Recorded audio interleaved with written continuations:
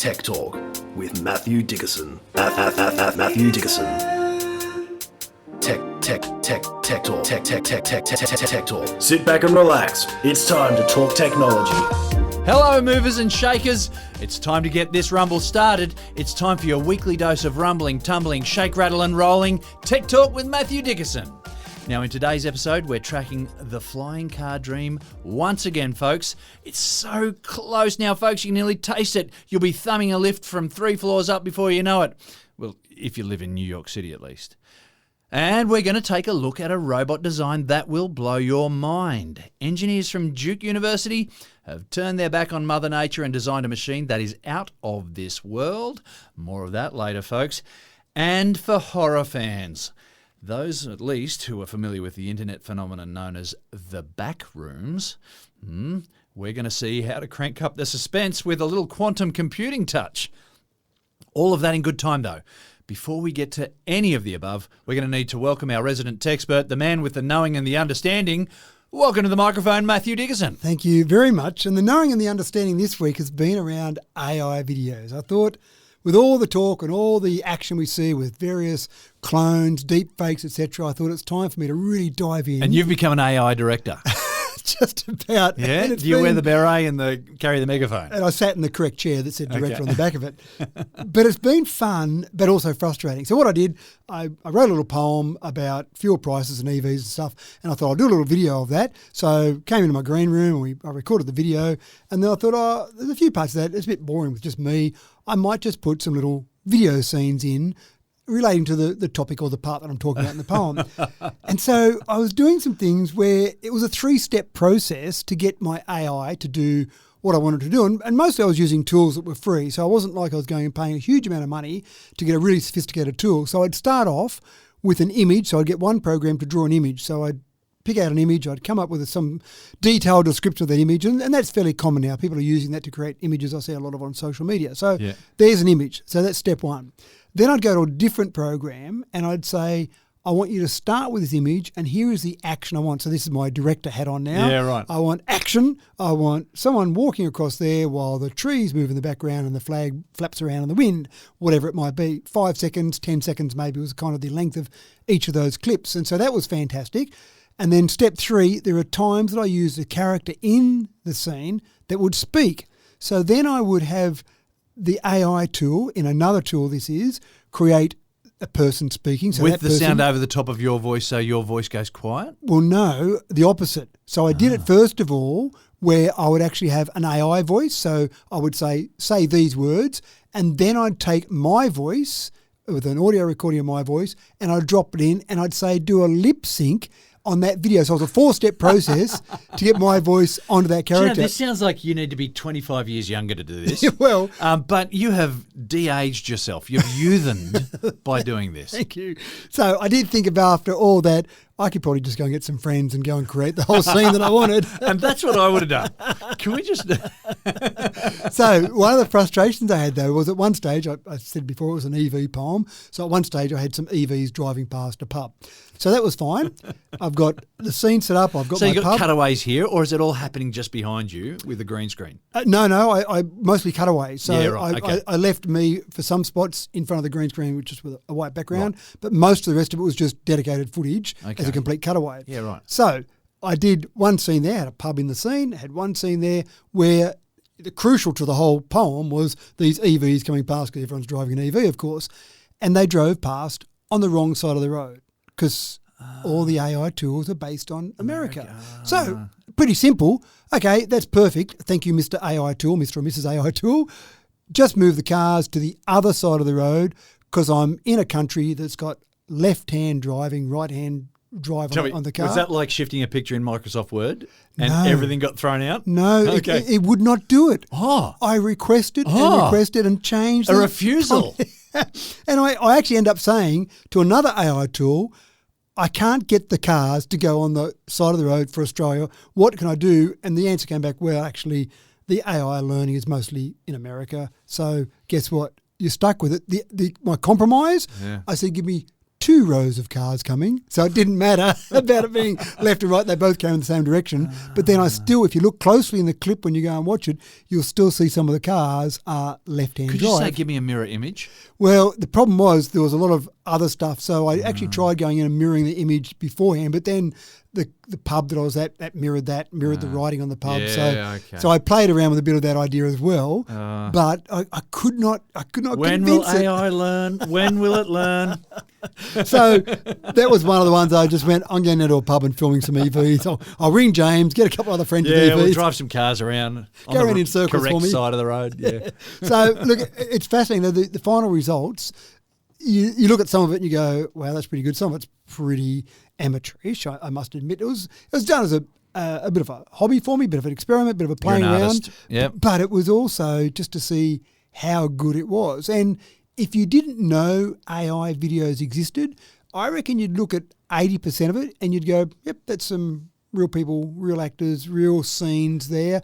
Some of it you'd still find, if you didn't know AI existed, you'd still go, gee, that looks a bit funny. Yeah. But for most of it, and having a scene, a consistency of scene, I'd take one picture and I'd say, use this particular scene, there was a scene of inside a pub, in 3 or 4 different shots, and the scene was recreated perfectly, even though you were shooting from different angles, different areas, different people. None of the people had an arm growing out of their head, or it's getting much better. At one stage, I did have someone with 3 arms, but again, I picked up on that and said I'd prefer 2 arms in this person. Absolutely no 3-armed people. No, that's right. Draw a limit on that. It does seem to still do some funny things like that, and other little things.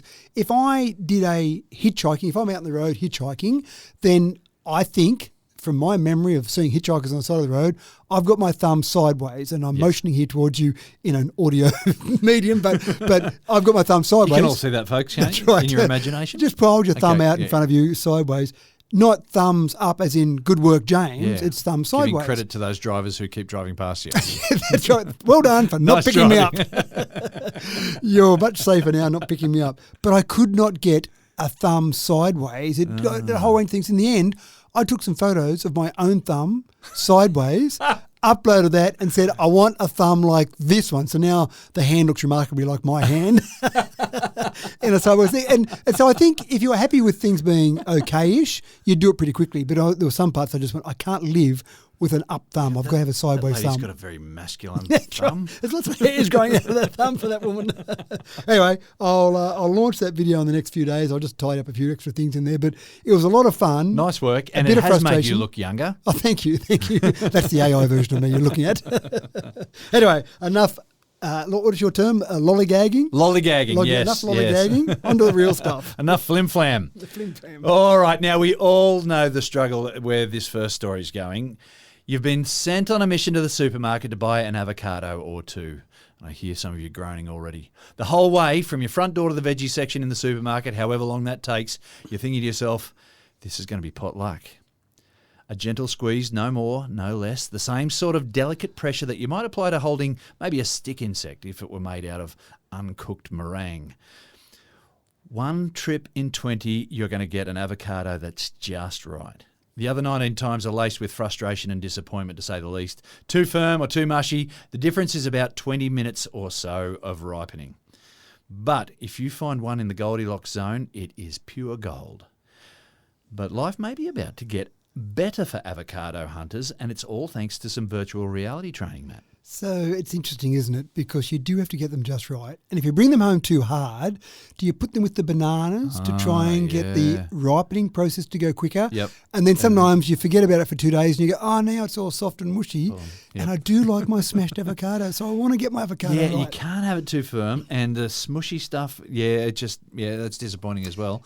And when you get a good one, and I was at my mother-in-law's house on the weekend, and I tell you, we got a perfect one, and we danced. I don't know how some cafes just seem to, maybe they get all the good ones. Maybe they've got the virtual reality maybe already. They have. And the other thing I find intriguing is that we buy avocados per item. but other fruit we buy Yeah. per weight. I don't get that. Why are avocados so special? Why don't we buy peaches via the individual number, not the weight of the peaches? They're gold in the form of fruit. Yeah, Maybe, and they are maybe. fruit, They not a vegetable. So just won't So get into that. here's the interesting thing. Woolworths, and I'm not giving any plugs here, but it just happens to be the supermarket that's rolling this out, has got a VR training technology system rolling it across their 1,100 stores about avocados specifically. And I think, well, big deal, they've got some training videos. And I remember a good friend, a friend of yours, John Cleese, used to do those training videos many years ago. Yeah, drop that name on the floor there. We'll just pick that up. Yeah. But John and I go way back. but I know some of those were hilarious where you'd be sitting in a room and there'd be a John Cleese video and obviously it made people pay attention. But most training videos, I reckon people sit there and go, I'll just have a bit of a sleep through this because who cares about it? But they figure that avocados are more important. Yes. So they've introduced VR training at every step of the supply chain. So if I'm a casual picker, if I'm a backpacker traveling around and I get a little job just picking some avocados for a couple of weeks just to give me some money to keep me going on my journeys, I've got to watch a VR training video that immerses me in the VR picking process. Every step from the picking to the handling to the transportation, all the way through to the Woolworths staff who are putting it on the shelf, knowing exactly what to do. They've invested a year in producing this VR training. Well, I think that just speaks to how much wastage there must have been of avocados. In the past. Yeah, probably And wastage. how many complaints they get, the avocados don't last more than 20 seconds. Well, there's an organisation called Avocados Australia that have been helping with this. Hort Innovation have been doing some of the VR work. But it's fascinating to say VR is great for games, and gaming does drive a lot of innovation because there's a lot of money in games. I get that. But when organisations say, hey, hold on, that technology that's there for games and my kids are using it, that's great, we could use that in other ways. And I can just see this being much better than sitting in a classroom and everyone sitting around throwing paper airplanes at each other, whatever, and vaguely paying attention to what's going on screen compared to putting on a VR headset and feeling like you're every step of the way. And the training they're doing, the staff that are doing this training are doing every step of the training, so they know what's happened at the beginning of the chain all the way through to the end, no matter where you are in the chain. So you're probably more appreciative of what happens at other steps in the chain. So it's not just my job's to do this and let's forget about it. Well, hold on. The next person might need to do something different depending on what you do in your first part of the job. So I like the idea. Great. Yeah, and it's a good use of VR in a commercial sense rather than just straight gaming or scaring kids when you go and put on a scary game or a scary movie with VR. So Well, I talked about a chance of 1 in 20. If this brings it up to 5 or maybe 6, maybe even 8 out of 20, that'd make me happy. you're not aiming high enough. I'm going all the way. You reckon this VR is going to be enough to get it right up there in the teens? Maybe if it's So good enough. almost every time you go to get an avocado, it's going to be good. I'll be It's gonna coming be home profitable. with a happy family saying, "Well done, you got an avocado that's suitable." A good avocado. I'll be in the good done. books. But I can see more of this too. Yeah. More VR training for more jobs, more things, especially with Makes something like sense, this, doesn't where you've got seasonal workers. You're not spending years training people up. You're spending a few days to train up to do a really important job, get my avocados perfect.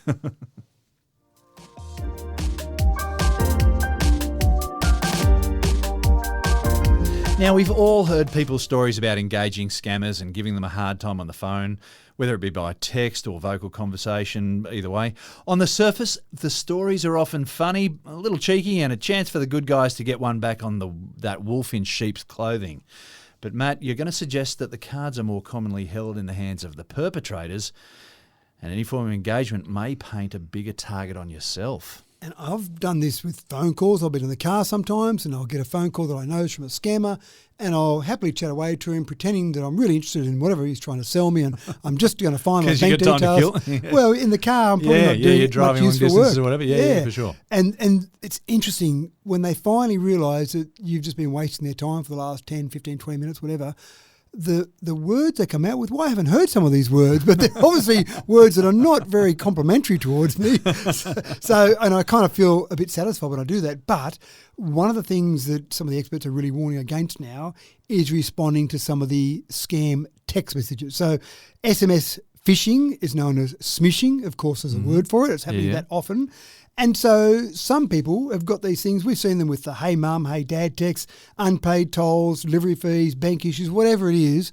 And so people sometimes do the same thing. Well, they'll send back a message and think, I'll participate, I'll engage with this person at the other end and get somewhere. The first thing is they're probably not engaging with a person. They're probably engaging with an AI tool. So you're not really wasting any time of someone.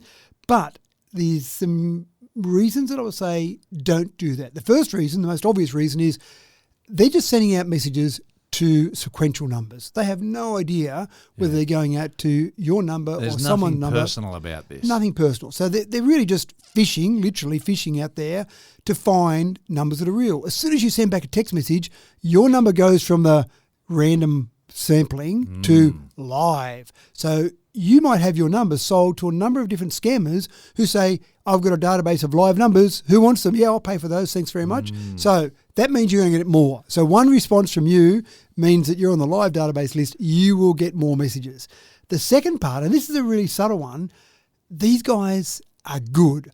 They will try and extract information from you even if you're trying to give nothing away. It could be as simple as you give away your sex. So you might say something, he, her, you might say my wife, they might assume you've got husband and wife. So straight away they now narrow it down. If they're sending out a hey mum or hey dad text, they know to say hey dad rather than 50-50 guess. So it's little things like that we're not thinking about because we're not scammers. But the scammers are trying to extract every bit of information. They might be able to work out your location roughly. They might be able to work out your time zone by when you answer the text message. They probably figure you're not answering at 3 o'clock in the morning, so they've got a bit more information about what time zone you might be in. But then if you do answer, they know that, at this time of day, you're awake. Yeah. And you're probably going to answer. Correct. And then they're playing the long game. So they'll extract as much information, then they get caught being a scammer. Oh, no, you've got me. Whoops, sorry about that. And then a month later, 2 months later, they might just try again with all this extra information they've now got about you. And then you might just be a moment of weakness, a bit busy, distracted, whatever, and you suddenly pay that toll because you knew you were in Sydney last weekend. And then, oh no, I've been scammed. How did that happen? It's because you engaged in the first place. So the advice from the experts is ignore it or block the number, although they do generate new numbers all the time. So that can be frustrating. If it's something that's bad enough, report it, but normally the reporting process probably wastes more of your time than it's worth. So I don't always say report them. It depends on how bad the message is. If it's a simple, hey mum text message, I probably wouldn't worry about it. If it's a very sophisticated message, I might still report it just to make sure the experts are onto it. But try not to engage with them. It's much fun as it can be, and we see funny videos all the time. Yeah. But let some of the people who engage in that do that and have their fun. And from our perspective, just ignore it, maybe block it and continue. Yeah, it's not a competition. All you got to do is just let it go. Yeah. As much as we'd like to grab them by the neck and wring it, then just let it go.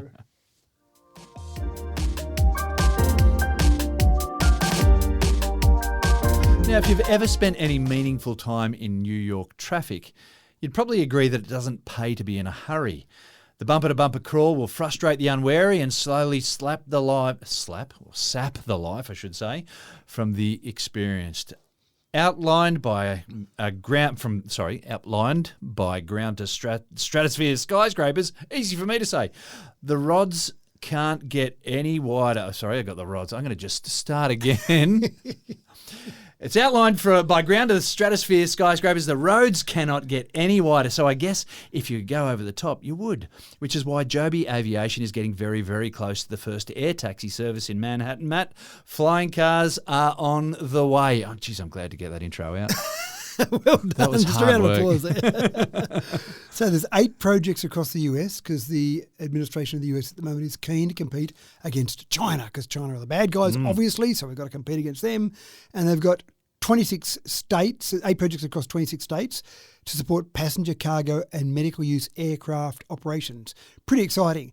At the moment, as we speak, there are eVTOLs, and I'm a bit concerned about this because we know if it's serious, it's got a good acronym or a good initialism. That's exactly right. And eVTOL just doesn't roll off the tongue like I'd like They've got it to come up with something better than that. Electrical, vertical takeoff and landing aircraft. Just if you can come up with something better than eVTOL, I'll get in one. But eVTOL, it's going to need another nickname, folks. Get on that, will you, please? Yeah, the experts, forget about the development of the technology, get the acronym right first. So they've got these that are flying now between JFK Airport and into Manhattan. They're taking about 10 minutes to do that. Now, What's the distance there? Not far, but the normal time in a taxi or in a car is about an hour. Oh. Because, as you mentioned, the roads are just a touch congested. Yeah. And it is hard work getting in there. They can't build the roads any wider. They can't. There's buildings in the road. So you've got to go up, haven't you? That's right. And they go way up and over. But I can really see this being a great solution for lots of places. I actually think the most obvious place will be airport into cities, because airports, surprisingly enough, are not usually in the CBD of a city. So you land at the airport, you've got to get in the city. Places like Shanghai, I'm sure it's Shanghai that I've been on a 400-kilometre-an-hour train that was basically a train that went from the airport into the city. Fantastic on a train at 400 kilometres an hour, but you've still got to work out where that train goes, usually underground, but just going overground seemed like a much easier solution.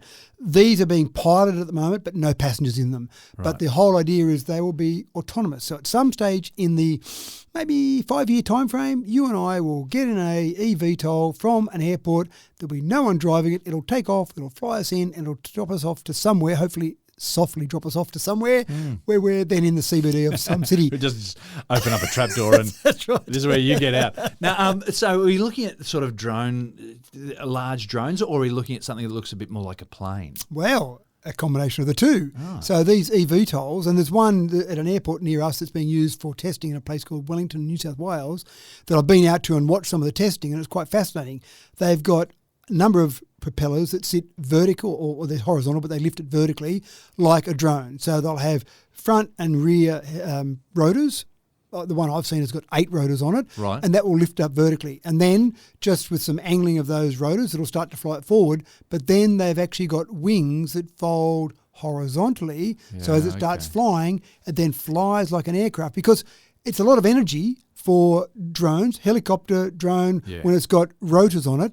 And if those rotors are keeping it up, they've got to spin fast to keep it up off the ground and then move forward. Yeah. But obviously a wing, the work is being done by air pressure. Yeah. So you'd prefer the wing, but the wing means you've got to have a runway to take off. Yeah, it's got to be moving forward for that. So Yeah. once you're moving forward, then you can just let Mother Nature do the home. Correct. So that's what these do. They turn their wings horizontally while it flies, then it's coming to land. They turn the rotors back vertically, and then it goes down and drops down. So See, with the technology that's going into this, it just feels like, flying a helicopter requires some extra senses. You've got to develop a 7th and 8th sense about coordinating feet and hands and just feel the feel of it. So flying a helicopter is a real art.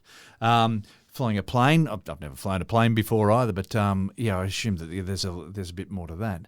These things, I reckon, your average Joe is going to be able to fly them. well, again, they'll be autonomous, so you won't even need average Joe. There you go. You'll need average Forget no average one. Joe. But one of the things He's that I average. find fascinating is when I've flown my little drone that I have just with a camera and just to go and spy on the neighbours, see what the neighbours are up to, I find it fascinating that I can send it up 50 metres above the ground. And then I can say, stay in that spot while I get really good footage of the neighbour doing terrible things in their backyard. But it's so still. And the technology that's on the drone in terms of the sensors and the ability for those propellers to change what they're doing to keep it stationary, I look at the footage afterwards and I swear that there's a big tripod I just put up that's 50 metres off the ground. It's so solid. So I think you're right. The technology in drones is so good that it does fly itself. I'm not an expert drone flyer. I just moved a couple of controls, one to go forward and back, one to go up and down. Yeah. And next thing you know, I'm flying this thing. And so I think the same thing with these eVTOLs, even though people get a bit scared because they go, oh, no one in there, it looks a bit dangerous. There's so much technology on there that they're incredibly safe. So I guarantee there'll be niche services flying airports into the CBD of places. We know they're flying at the moment in some places like Dubai and some places in China. So we know they're in operation now. But I think we're probably going to see them in operation at some stage in America. The FAA will approve these at some stage, and then I don't think Australia will be that far behind once we're seeing them sold commercially. Yeah, And then again, imagine I think Melbourne's probably the most logical place in Australia. Sydney is not too bad to get from the airport into the CBD now, but then you've got the new Badgerys Creek Airport, which is a bit further away. Yeah. But Melbourne is a bit of a pain to get from the airport into the CBD. It takes a fair bit of time to get there. a little eVTOL in Melbourne, I think, will be the way to go. Yeah, So, again, it's these cities that have grown without being able to sort of, they've been built with the buildings, and then in order to build any wider roads, they've had to clear out buildings, which doesn't often happen. So your roads stay narrow. Yep. You know, I think about the central coast of New South Wales, and they're building up. There's a lot of high-rise buildings going around places like Gosford, bringing more people in, but the roads can't get any wider. Yeah. So how do we get around that? Yep. Flying cars. Go to the air, flying cars. Well, it's not far away from flying cars, is it? It's getting close. Exciting So fascinating. So I can hardly wait to see the first passengers start to use the one from JFK, and that's not that far away, I don't think. I reckon next year that'll be happening. So.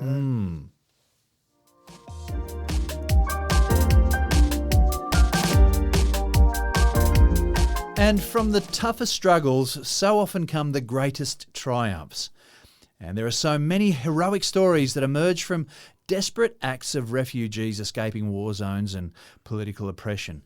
But for immigration officials in Western nations, being able to process vast numbers of genuine asylum seekers is a perilous task. For every Oliver Twist type individual with honest intentions just trying to survive, there are so many more than a handful of those Bill Sykes types who would step on their own grandma to get ahead of the next person. And so, Matt, AI has a really important role to play for British immigration, I hear. Yeah, and we see a lot of immigration in Australia because people want to come to Australia because it's a great country, and you and I live here, so why wouldn't people want to be here? 100%.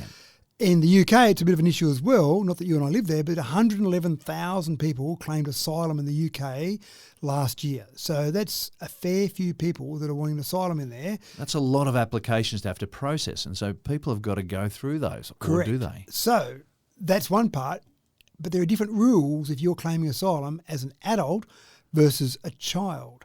And when I say child, someone under the age of 18. So when you're under the age of 18, you've got a whole range of processes that make it a bit easier for you to get in the country, and you've got some more protections. So no surprises here. Some adults that come in, maybe with not all the right documentation, or maybe some false documentation, say, yes, I'm definitely under 18. And so the UK government says, or the British government says, sure, we'll take you and treat you as a child. Yeah, right. And then they go, really? I'm just not sure that the lines, the crow's feet on your face and the, The and the grey beard, the grey The hairs. walking stick. Yeah, I'm not sure that you're actually a child. So they've started employing AI, and in the assessment they've done, so for example, last year, about 6,400 of those 100,000 claimed to be children. 43% of those were actually adults. Yeah. Now, when I say actually adults, after the assessment that was done by the UK government or the British government, they were found to be adults via the normal old-fashioned processes, but that takes a fair bit of time. Yeah. How do I know definitely? The normal thing we do is they show us your birth certificate, but if you've come from another country, how do I know that birth certificate, what it looks like, how Well, legitimate sometimes is it? the documentation's very scant as well because they've had to get out in a hurry. Well, that's Things right. have been destroyed. They mightn't have had their birth certificate with them. They might not have their driver's license because guess what? They're under 18. So they're using AI. They've just awarded a company a 3-year contract worth about $670,000 to keep refining the technology. At the moment, they're basically analysing faces, analysing photographs, and then using the other information they've got there just to see, does it match up? Because AI, at this stage, we think AI can get it to within about 2 years. So if someone's claiming to be 17 and they're 25, AI is probably going to pick it up. If someone's really 19 or 20 and they claim to be 17, AI, maybe. And sometimes the other way, they might be 16 and they say they're 16, but AI goes, oh, this person looks like they're 18. So it's about that 2-year window. I'd be interested to put that to the test because anytime anyone tries to guess my age, they always add. Oh, right. I was going to say 5 they to think you're in 10 your years. 20s. So it's a fascinating process. We know we talked about it before with the under 16 social media ban in Australia, that one of the processes they were going to use is some AI age assessment tools, which again, we admitted at the time would not be perfect. And this is the same story again. But I think the more we do of this, the more AI is learning about what people look like, how they change, how they're different, then it will get better, but it still can't stop biology variations. We all knew kids at school that were shaving way before everyone else. We knew kids at school that were developing, and we went, wow, they look much older, or sometimes much younger. You know, kids that you're graduating, you're at first year university, and there's still kids there going, how come you've gone through the process so quickly? You look like you're in year 7, and no, they're the same age. So they're issues, and we can't pick that. So AI has got a bit of a challenge as well, but it's interesting to see how much AI is being used for age verification. Yeah, another interesting use of this tool.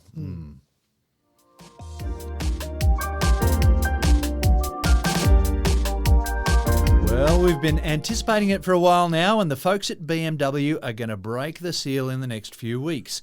Humanoid robots are set to hit the factory floor in the Leipzig plant, and they're going to streamline the famous German manufacturing efficiency just a little bit further. Matt, the smoko room will literally become a place to recharge your batteries in a literal sense. Well, not even recharge, they actually swap them, believe it or not. Yeah, so they waste your time recharging? That's right.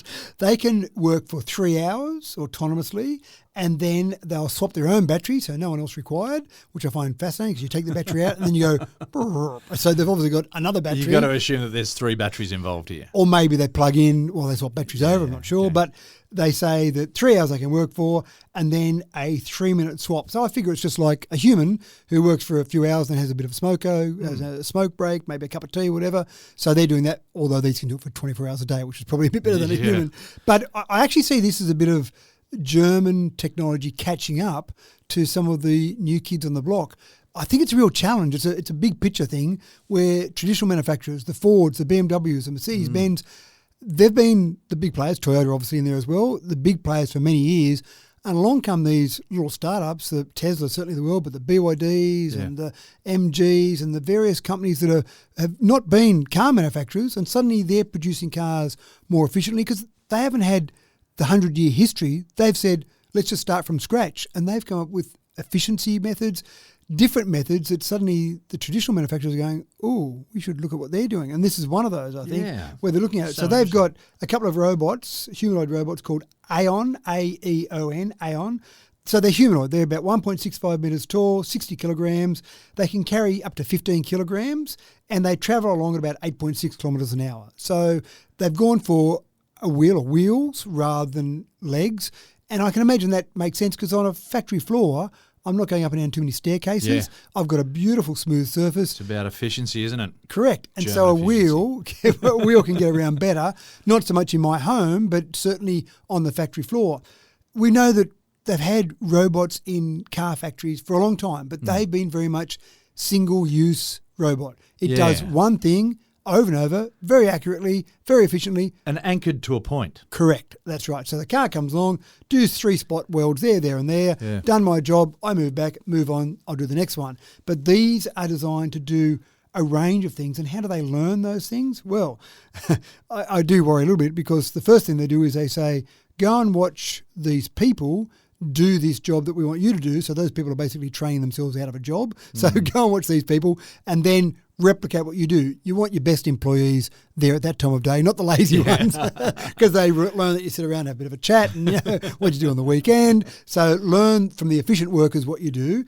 And then they've also got simulator. They've got a virtual factory and a simulator. So they learn in the simulator. And I find this fascinating. So they're not actually out there doing it. They're just watching videos, watching simulations of what they're about to go and do. Watch that over and over and over. I would have thought once would have been enough, but watch that over and over and over, learn what to do, and then go out there on the factory floor and do it. So it's almost like, can't they program that in the first place rather than watch it? But isn't that the whole idea behind computers, that you don't have to go over and over and over something? Exactly right. We need that for memory retention, but a robot shouldn't need that, I would have thought. But I think the idea is that it will learn from just observing and watching and then going and replicating what's happening out on the factory floor. So again, it won't be about a single use anchored to a point. These will be doing various jobs that, well, guess what? Humans are doing now. And sorry, to get this right, this is the first time they've done it in one of the German manufacturers. Is that right? This is the first time BMW finally said, I think we need some humanoid robots. The humanoid robots are being used by other manufacturers. I see this as a bit of a BMW catch-up. See, I'm just where my mind went was some of these manufacturers in other countries like Rolls-Royce, who've prided themselves in being all handmade. Everything's handmade.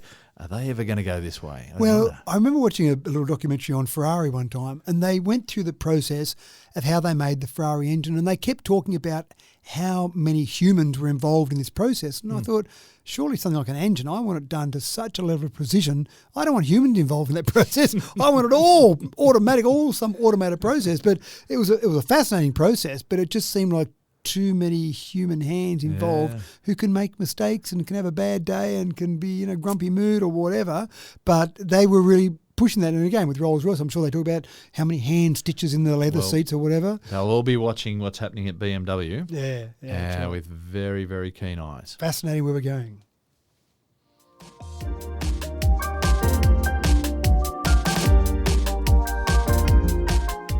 With the take-up of EVs in Australia accelerating somewhat since the closure of the Strait of Hormuz, there is, of course, an ever-increasing risk of EV drivers experiencing an error of judgment and finding themselves on the side of the road, stranded with a battery at 0%. Similar problems for ICE drivers are solved with a jerry can and a service station within a short walk, but careless EV drivers, on the other hand, would be staring at a hefty tow truck bill for their trouble. Unless, of course, there was some kind of white knight driving around a huge battery on wheels, one that could fast charge another battery vehicle to vehicle, Matt. So let me tell you a little story before I talk about the details of this story.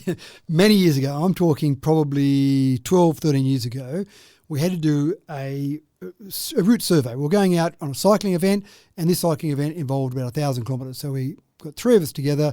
We're going to take it in turns driving, and we're going to drive around the route in one day, essentially, just to get our bearings, if you like, for this route survey. And the main thing we're looking at is about every 20 kilometres, we're looking for somewhere to have a rest stop for our cyclists when we're actually doing the real event. So we jumped in, a friend had a hybrid vehicle, so we jumped in the hybrid vehicle and off we went. We're going along, and the three of us were focused absolutely on, right, it's been 16 kilometres, start looking around now, maybe up to 12 or 22 kilometres. So we're all focused on that until at one point the driver said, a little orange light just went on.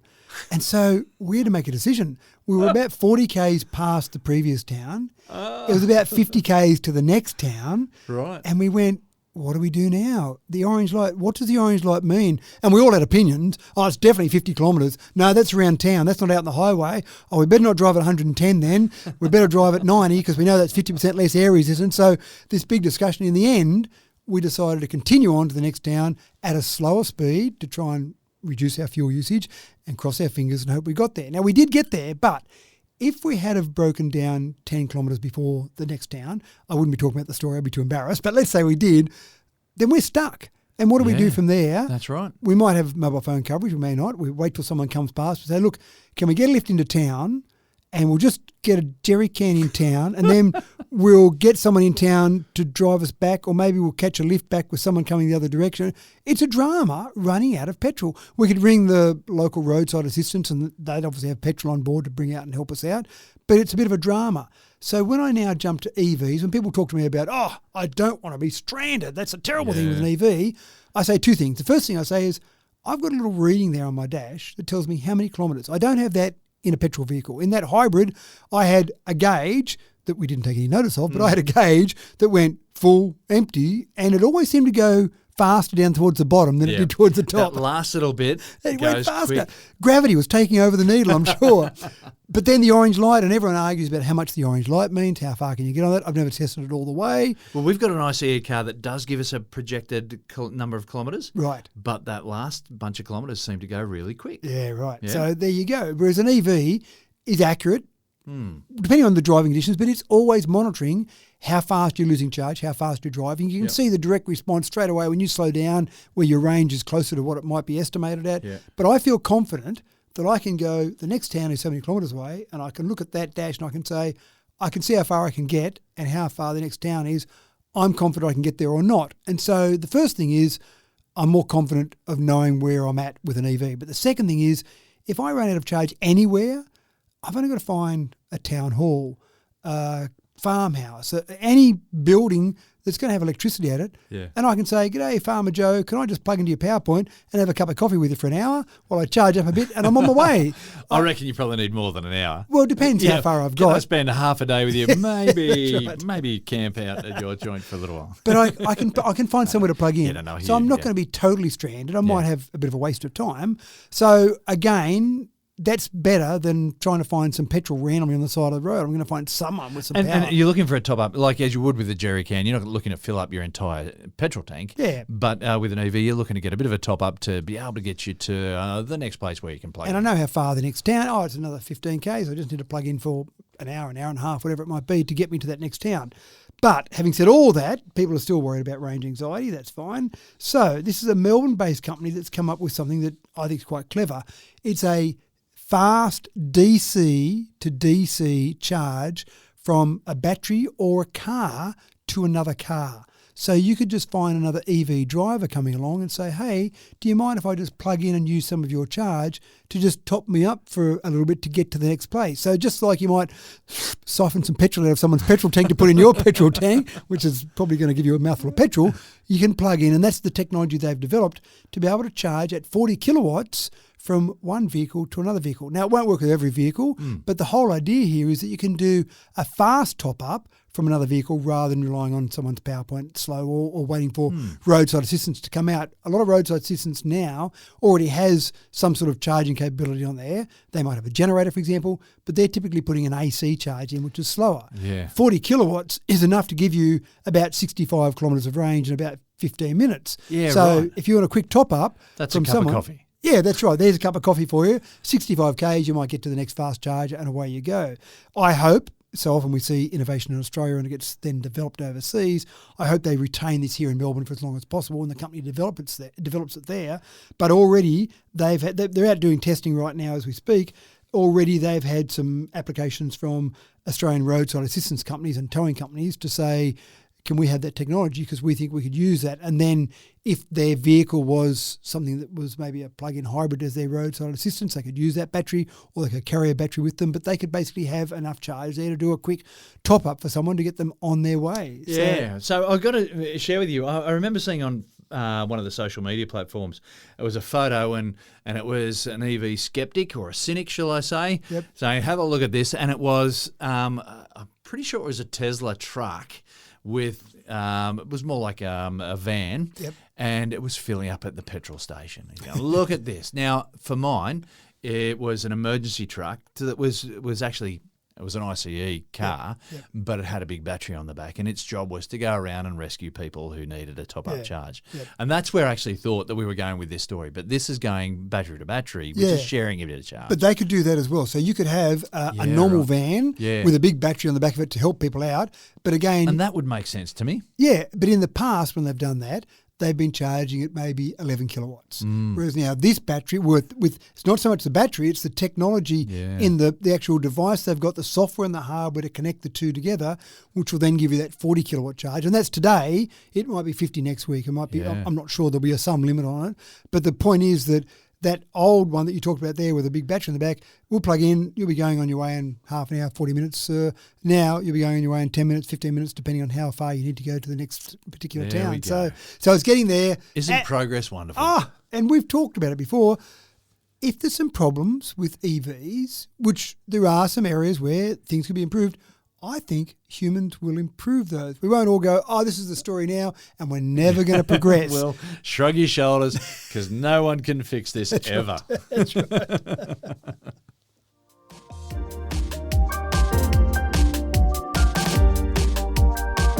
Seasoned horror fans and internet browsers will be well familiar with the concept of the Backrooms, an impossibly large complex of empty rooms with no way out and the hint of that something might be ominous hiding around the next corner. But the emptiness and the endless maze of rooms in this internet phenomenon is torturously creepy in itself. Creepy enough, some might say. Not creepy enough, say the makers of Quantum Backrooms. That's Quantum Backrooms, one of the first examples of quantum computing released for the general public. It's put the boo into Boolean operations, and it's a big old nope from me, Matt. Oh, where'd you get that from? The boo in Boolean, I like it. You're full of them.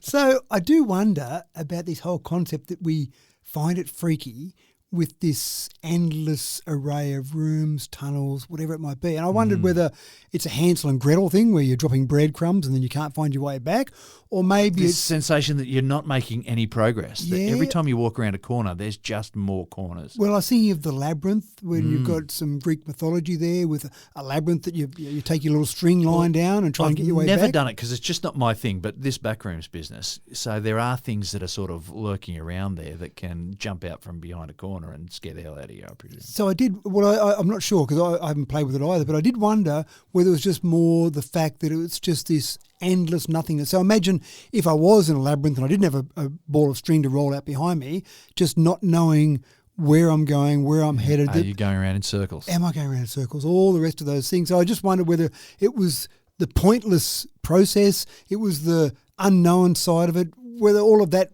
fed into this feeling of hopelessness that you have. So the Backrooms is this whole concept, using all those fears that we might have, these natural fears, but using a quantum computer to design the whole scenery is something that hasn't been done before. So you don't need a quantum computer to play this game. You can just do it on a normal computer because it's all been generated via a quantum computer. You can play it online.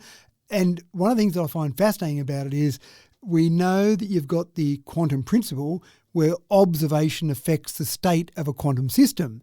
So that happens as well. You can have that whole concept where while you're moving around, if someone else is observing, things might change. So you look back behind you and you say, it didn't look like that a minute ago because someone else is observing it. So it's even freakier. So it's one of those things. We are trying to find how we can use quantum computers, not just to break incredible algorithmic displays or things where we're trying to break codes and be cryptographers. But you are trying to break people's minds here.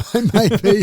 But I think we're struggling to how we can properly use quantum computing. We kind of know we've got this powerful tool there and we're scratching our heads going, what do we do with it? Well, play a game with it for a start. Yeah. But I think we're going to see more of this. We've seen a little bit of quantum computing used for gaming, but there'll be more of that. And you can't just go down to your local corner store and buy a quantum computer. So you kind of got to justify some sort of need for a quantum computer to be able to do it. But have a look at that. You can play this online. It's just called Quantum Backrooms. Have a play. Send us a message to see if you found it a bit freaky and all a bit too hopeless in what you were doing. Don't send us the bill for the psychiatrist afterwards.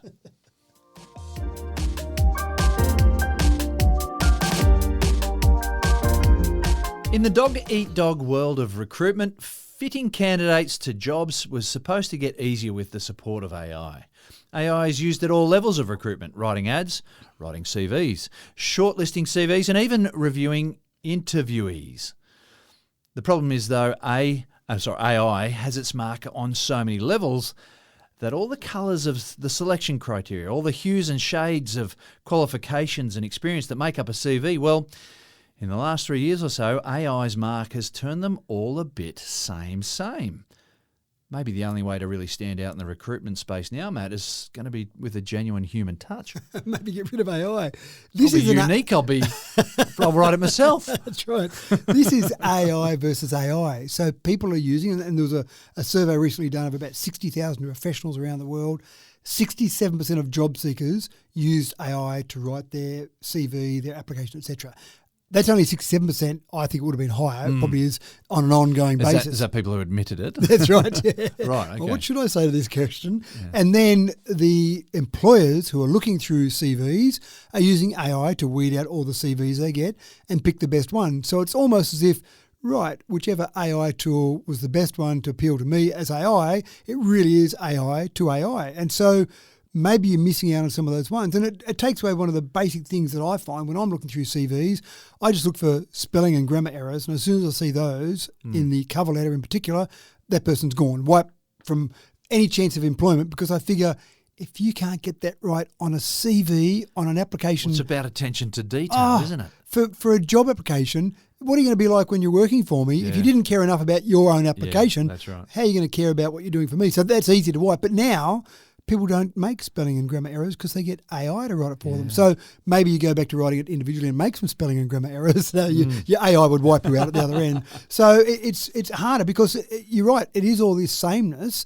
And I think now employers, and I've been speaking to a couple of people looking for jobs lately, and they've said that there seems to be more that make it to the interview process because everyone looks great on an AI-generated CV. The simplest little thing you might have done sounds like a real estate agent's written it, an old knockdown who's great potential.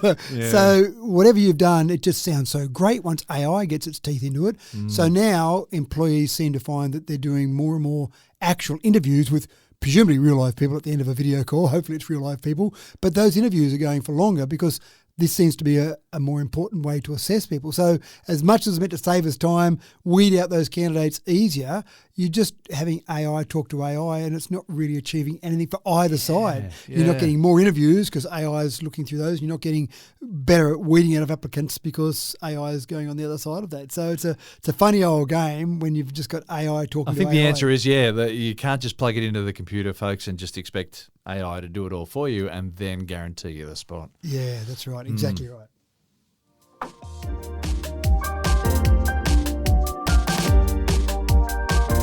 We've often talked about how modern technology borrows so much in its design from the natural world. Well, a group of engineers at Duke University in North Carolina think they know better. They've ditched the biology playbook and designed a 20-legged spherical robot, ladies and gentlemen. This is out of this world, Matt, and it might just hold a few solutions to some mechanical problems that have stymied us for some time. How often do we say nature's had a few years to get things right, and so let's just steal their ideas? Yeah, steal those ideas and we copy see those. Scientists do that so often, and For so I'm fascinated by that process where, nature's done this, let's try that. And this one, as you said, they've gone the opposite way. They've said, well, nature didn't come up with a 20-legged creature, but we think there's a reason to come up with a 20-legged creature. And it's like they've got a tumbleweed that can propel itself. Correct. That's exactly. So maybe they have copied it. No, maybe they haven't. They definitely haven't. But I thought exactly that. I thought of a tumbleweed, which is designed very cleverly to go in lots of different directions with the wind. Yeah. But this is not using wind. So they tried 1,500 simulated designs. When they got down to the concept design, they then tried everywhere from 8 legs to 80 legs on a spherical thing, and then they came up with 20 being the right mix, the right number. Maybe it's not exactly the right number, but it seemed to work. And so the idea here is that the 20 legs mean that wherever it's sitting, it's got the ability to move and balance in any direction. So it can be on an uneven surface, doesn't matter. It's got legs that can go out. It's got a camera on every one of the 20 legs, so it can see in every direction at once. It's literally got an all-seeing eye all around it. But the whole idea of moving in any direction I thought was quite interesting as well. I watched some videos there, and it's sitting there and it would just move sideways or forwards or backwards because it only needs the legs to move in a certain way, and it projects those legs out to push it along in different directions. So it's not as if it's got to turn and then move one way. It can just move along any direction. It seemed to go well on sand, on dirt, on gravel. It went through uneven terrain, went through forest because it could just move around various trees in there. It wasn't trying to maneuver itself in a traditional way. It was moving itself in a very untraditional way. It's called Argus, which is after the many-eyed giant from Greek mythology. So that kind of makes sense. We're using some history or mythology in there. And I just thought, what do we do with it once we've got it there? Well, how many things this is can an it do? ultimate Mars explorer, isn't it? Well, exactly because the right. terrain in Mars has been a major problem for engineers to be able to get these Mars rovers. Yeah, that's right. So things like that mean maybe you send it into areas where you might have a war zone, you might have a disaster, just to assess the area. How many useful things can it do there? Not sure. Probably can't be a waitress in a restaurant, can't really roll the glass of water to your table. Hey, listen, these engineers, they just worked out how to get it to move. It's up to someone else to think about what you're going to use it for. Yeah, that's right. So it's fascinating. I don't know that I'll see one of these in my home, but I think we'll see. I think they're hilarious. And you've got to watch it, folks, on the YouTube it. And it does look quite interesting. But again, people come up with these ideas, and then someone down the track will go, what about this? We need this problem solved. Oh, hang on, I saw YouTube and away they go. About this. Yeah. Off we go. Anyway, fascinating. And that's all there is for this week, folks. The gauge is just about on empty, and we're going to need a little time to top up once again.